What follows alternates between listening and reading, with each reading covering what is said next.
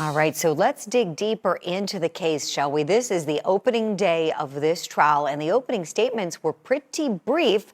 I'm going to bring in now CourtTV legal correspondent Julia Janae. She's live in our studio, back from Minneapolis, Minnesota. We're glad to have her back here. And joining us live from Minneapolis, Minnesota, always great to see Joe Tamburino on the program. And Joe, we've got your audio fixed finally. Thank goodness for that. I've been trying to ask you a couple of times what you thought of the opening statements. I want to get both of your takes. And while we've got your audio good, I want to start with you, please, Joe. Thank you. Good morning, Julie. Very brief, and they better have more than just a tire track in order for evidence, because remember, tire tracks can't be dated. You can't say this track was from this particular day. So they better have some good evidence about how long those tracks might have been there since the last time it rained. Basically, they better be putting forth more evidence than what we saw in the opening statements. Mm-hmm. Yeah, I hear you. I hear you on that one. Julia, give us your take, please, if you would, on the opening statements. What did you like? What didn't you like from the state and the defense, please? Well, Julie, from the state, I like that they told a story. They really drew in this jury to talk to them about Molly Watson, what her life was like, what she was looking forward to. I thought the details about the wedding were really compelling to hear, that she was looking forward to what her dress was going to look like. She was looking forward to the flowers and the food, even talking about exactly what was on the menu. This wedding was on the books. They were about to be married. And even talking about how deep this relationship was, that the defendant took Molly Watson to Disney, that she went on dates with him and talked to him every day. Like, this was not just a fling. This was a serious relationship. And then alternatively, you had the defense, very brief, but saying that there are huge gaps in this case that the state wants you to fill in. And we're already hearing a little bit of that with this eyewitness who really can't say for sure who he saw there on that night that Molly Watson was killed. Right. He was witness number 2. We've seen witness number 3. And if we can, I want to go back to that clip we started this segment with from Jennifer Gibson, really good friend of Molly Watson's, meeting online, developing this relationship. And from her point of view, she said nothing seemed suspicious at the time of Molly's death. So let's listen to more of her interview with CourtTV together now. She loved him a lot. And it just seemed like everything was fine. You know, they would do things together. Nothing seemed suspicious. You know, nothing seems that he was doing other things, having a separate life. They were dating, and they got serious enough to where he proposed to her, or she proposed to him, whichever happened. And nothing seems wrong. All right, more next hour. We'll be right back.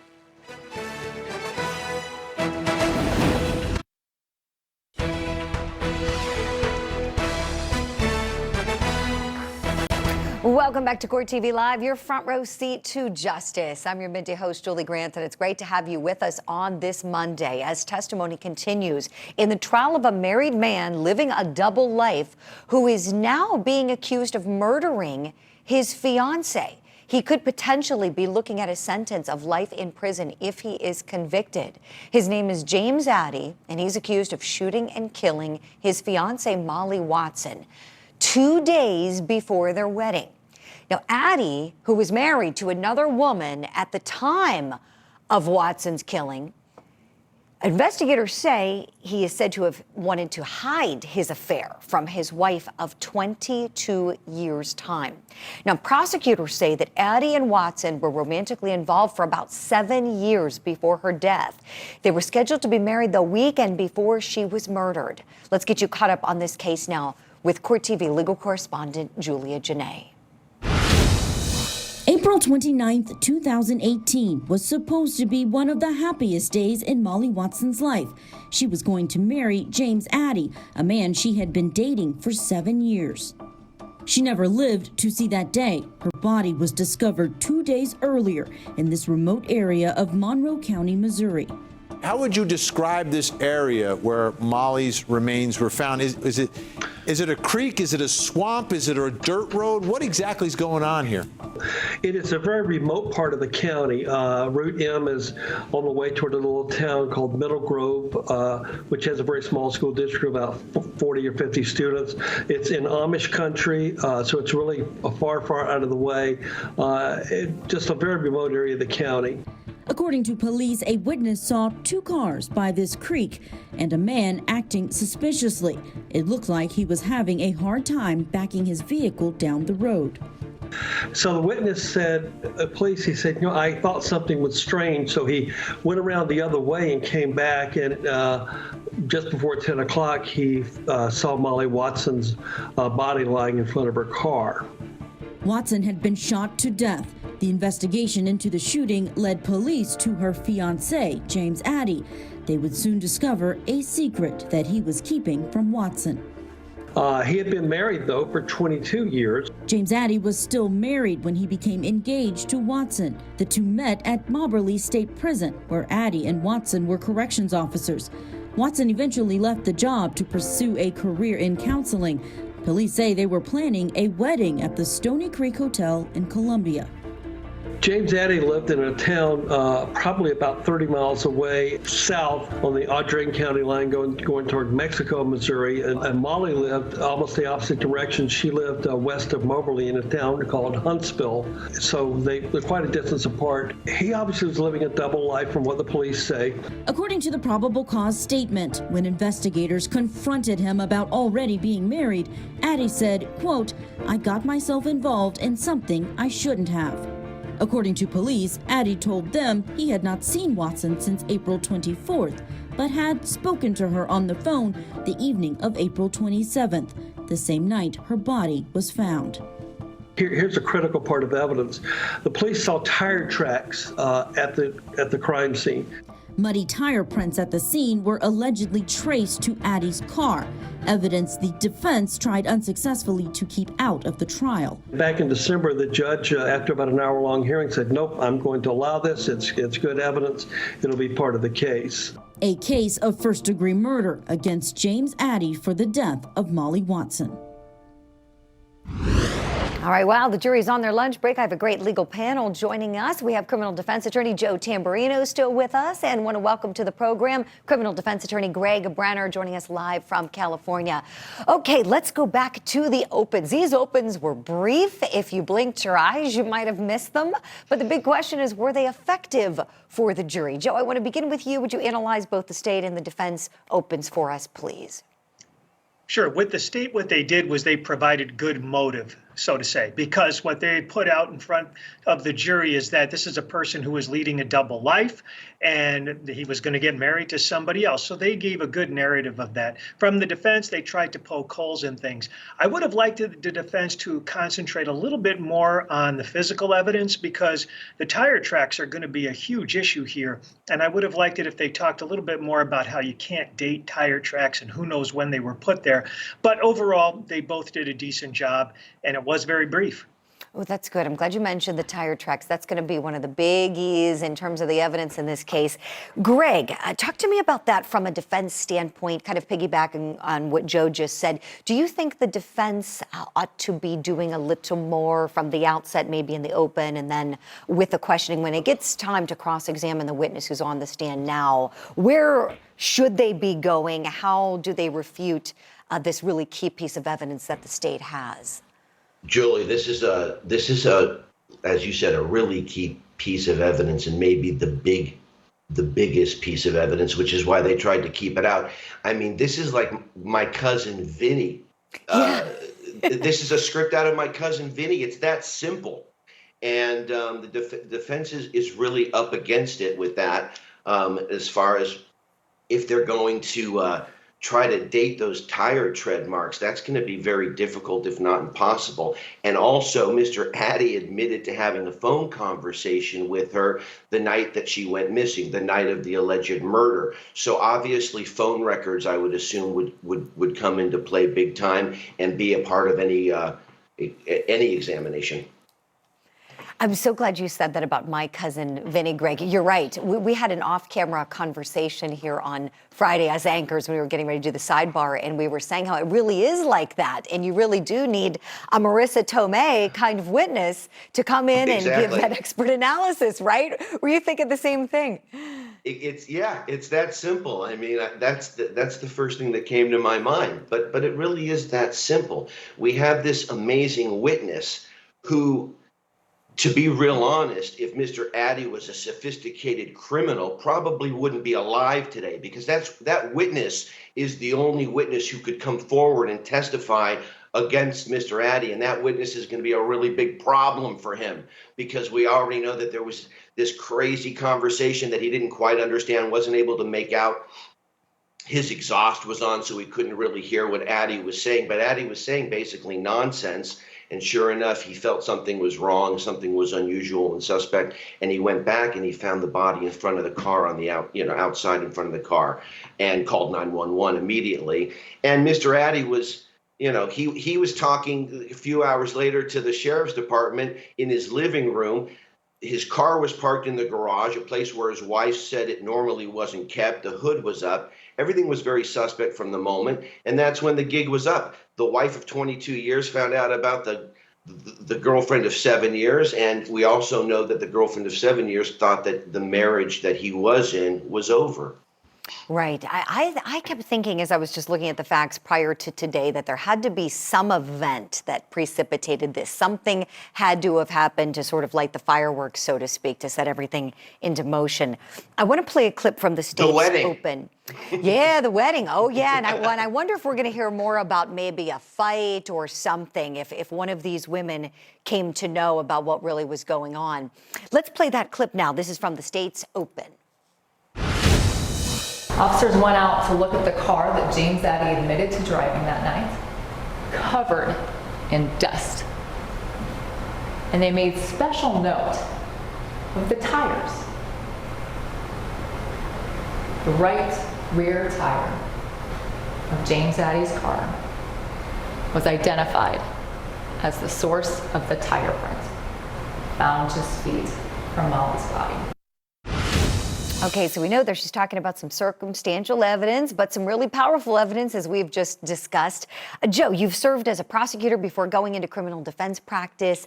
Talk to me about what difficulties you see the state may be having in this case with respect to such a circumstantial case, if you will, please. The state of mind, because remember, he's been charged with first-degree murder. And in Missouri, that means that he has to knowingly or intentionally do the act, and he must have deliberated on the act before it happened. It's premeditation, basically. And the defense, as the trial goes on, probably will ask for a lesser included, because remember, in Missouri, they have manslaughter charges, they have heat of passion type charges. So this is a case that could really involve different types of intent. And I think the biggest hurdle for the state is going to be, can they prove a premeditated crime, that he knowingly and deliberately did this act? Yeah, that's a really good point you just made there with the premeditation. And we didn't really hear a lot of talk about the law in the open. It really wasn't like the state touched on those elements at all, really, that I can remember. It was more focused on the story of the wedding, and which I liked. I appreciated the storytelling. I liked that she took the jury there and really got into sort of the mindset of the victim at the time, what she was thinking, planning her wedding day and being so excited, and all the little details had already been decided, and then this, just the most awful thing you can imagine.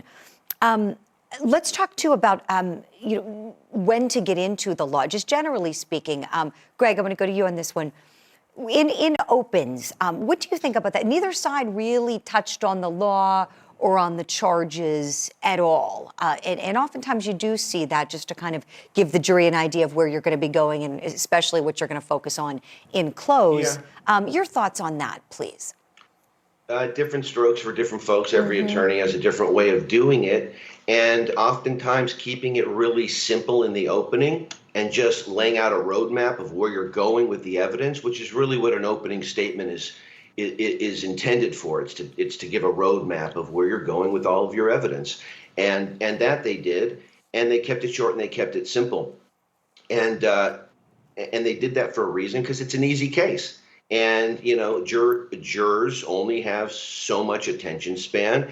And, there's time for the law, and that'll be in the closing when the judge gives them jury instructions, and then they can kind of tell them about the law and how they're supposed to interpret it or what they're supposed to do with it back in the deliberation room. Joe, one thing that defense counsel focused on in the open was the fact that his client cooperated, that James Addy was very willing to speak with investigators, let them search his car, spoke to them, admitted about having that separate phone he kept to speak to just his fiancee. What did you think about the fact that he's cooperated, and how, if you were on the defense side, might you use that fact? And did you think this attorney did a good job trying to use those facts that could be bad facts to put forth to the jury and concede certain things? Yes, that was the only way for him to spin it, because quite frankly, his client shouldn't have talked. This reminds me of the case that you all covered, the Prokopovich case in Wisconsin. Same thing, where the defendant starts talking and then lets the police run roughshod through the whole house and searches. I mean, if this person would have just remained silent, asked for an attorney, said, no, you can't search my garage, this would be a totally different case. And just one point with that opening too. Openings are a way that you start winning your case from the get-go.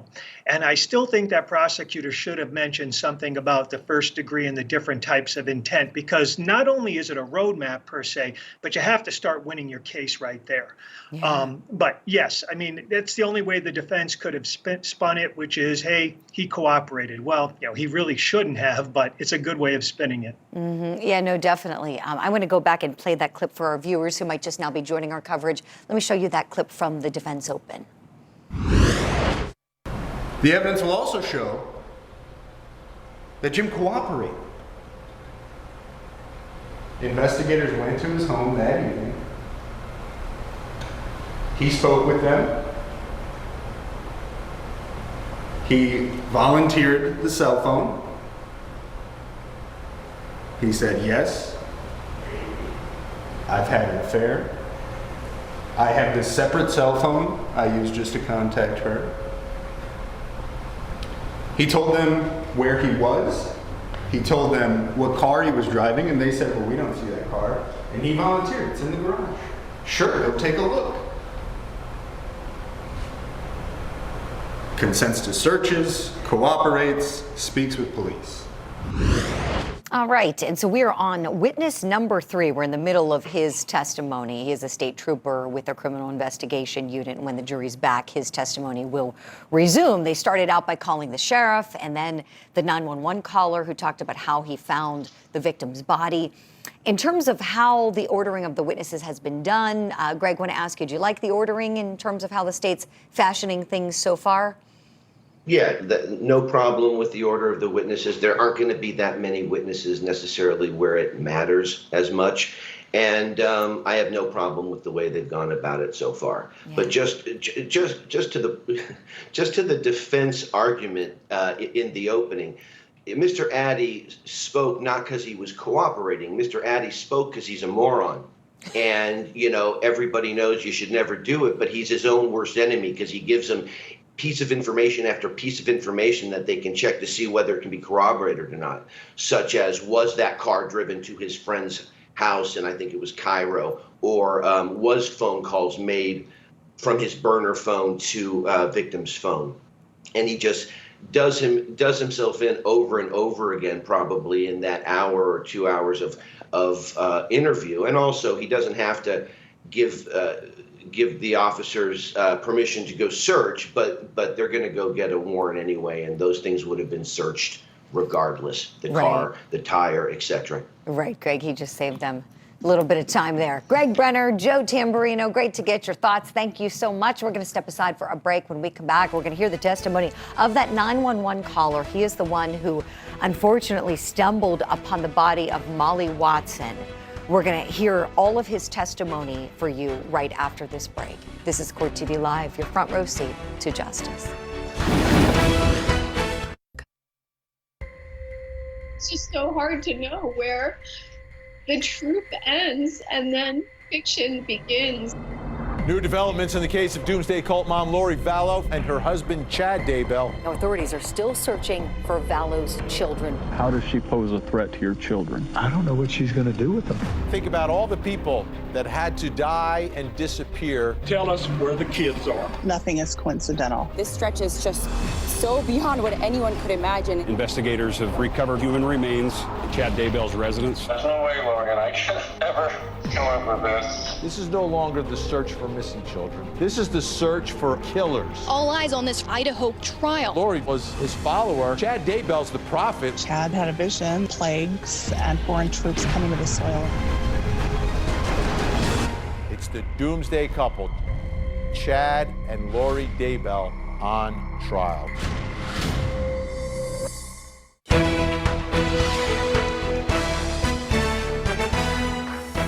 Welcome back to Court TV Live. I'm your midday host, Julie Grant. The jury is on their lunch break in the case of Missouri versus James Addy. Testimony getting underway with 3 witnesses. As soon as the jury is brought back to hear the rest of the testimony from witness number 3, we're going to take you into the courtroom live.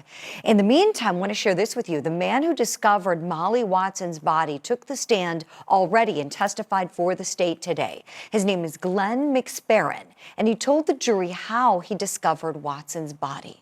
Let's watch. Will you state your name for the record and spell your last name for the court reporter? Yeah, it's Glenn McSparron. My last name's McSparren.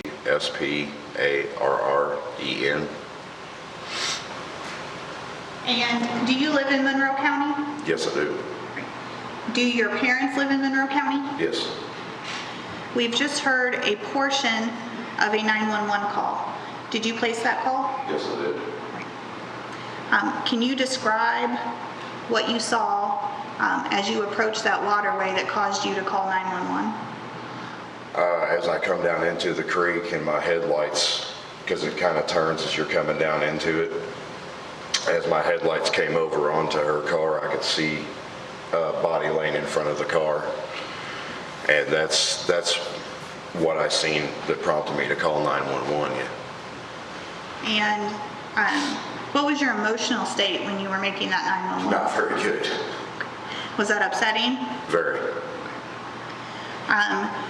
You indicated in that phone call that you had been there prior in the evening. Yeah, I went to take my daughter to my mother's, and I went to take the shortcut through the creek because we were both tired. And we came upon a pair of headlights down by the creek, and then I could tell there was another car facing away from me. And can I stop you there? Yeah. All right. Are you able to see the TV screen here? What's already been admitted as State's Exhibit number 7? No, I can't see it. May I turn it slightly, Judge? A little bit.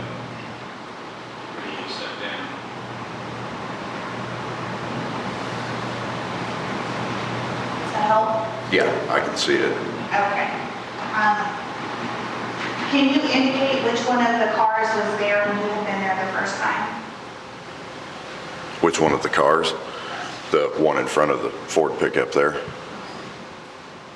This car right here, is that what you're motioning? Yes, yes. Kind of the middle car? Yes, yes, yes. Okay.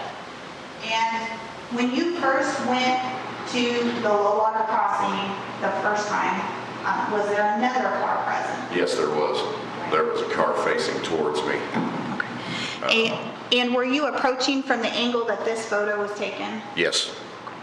And so Molly's car, or the car that was there that's facing away in this picture, was there? Yes, it was. Okay. And there's another car facing towards you? Yeah. Right. What, if anything, did you observe during that period of time? It almost looked like he was trying to pull somebody out or something.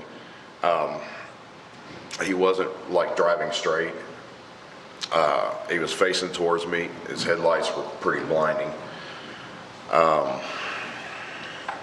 Did he drive towards you? Yes, he did. Yes, he did. And did he drive in this area where there are flags? Yes. Yes. After he pulled up towards me and I yelled out the window to find out if somebody was stuck or what was going on.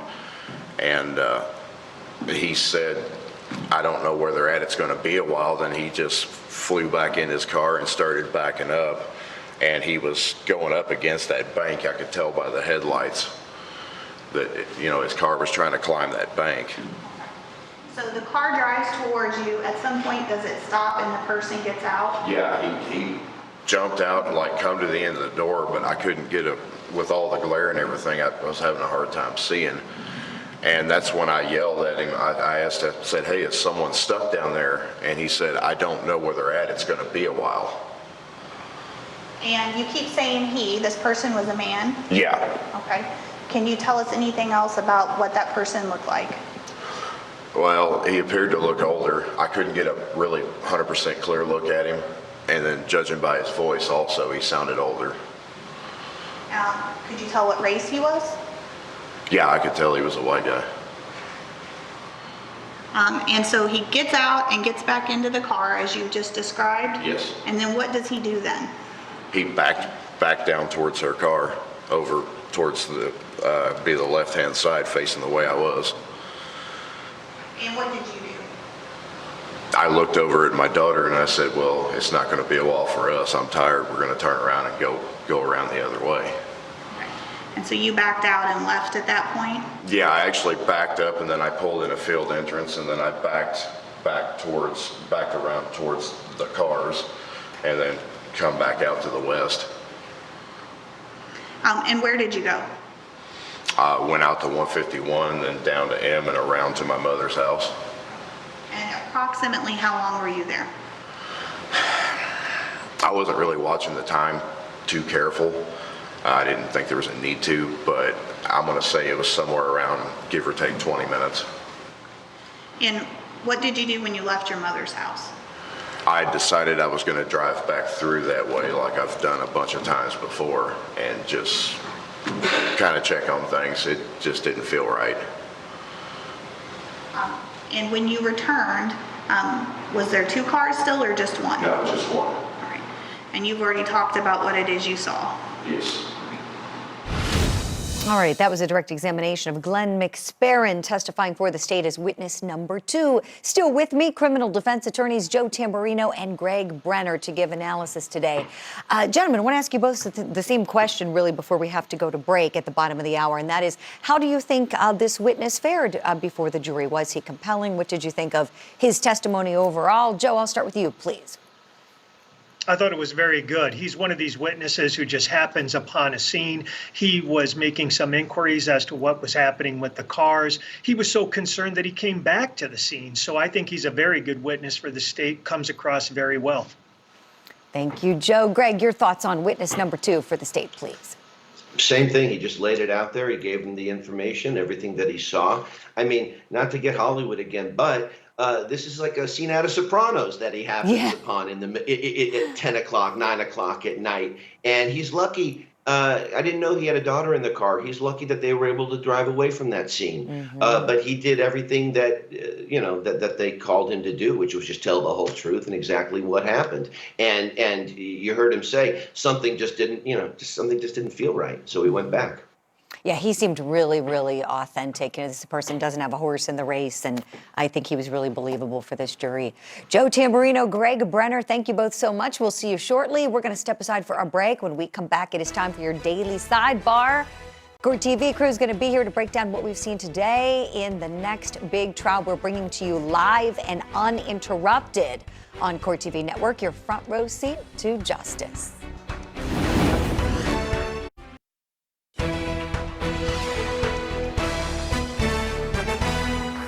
Good Monday afternoon to you. Thanks for being with us. I'm your midday host, Julie Grant. We witnessed the opening statements this morning in Missouri versus James Addy. That is the next big trial we're covering for you live and uninterrupted here on CourtTV. The state and the defense both kept their statements short, sweet, and to the point, both painting, though, very different portraits of an affair.